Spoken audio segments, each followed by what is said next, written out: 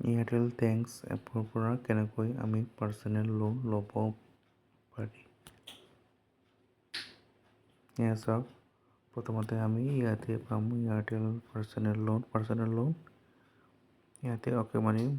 ইয়াতে অ'কেটো কৰাৰ পিছত আপোনালোকে পাব পাৰ্চনেল লোন।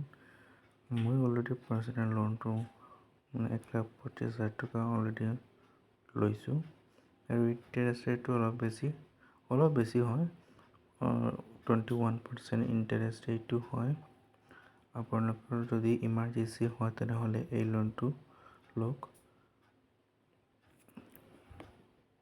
প্ৰচেছিং ফিজ আছে এইটোৰ অলপ 3,438 rupees প্ৰচেছিং ফিজ।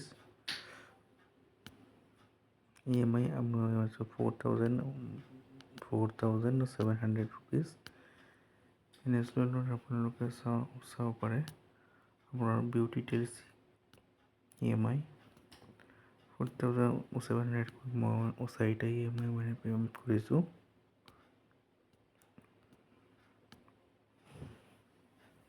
আৰু এই লোনটো প্ৰভাইড কৰি আছে DMI ফাইনেন্সে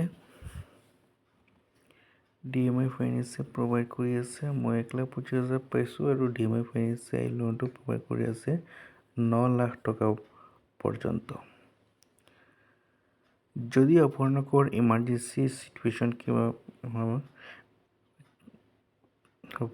তেনেহ'লে আপোনালোকে এই এপছৰ পৰা লোন, পাৰ্চনেল লোন ইত্যাদি ল'ব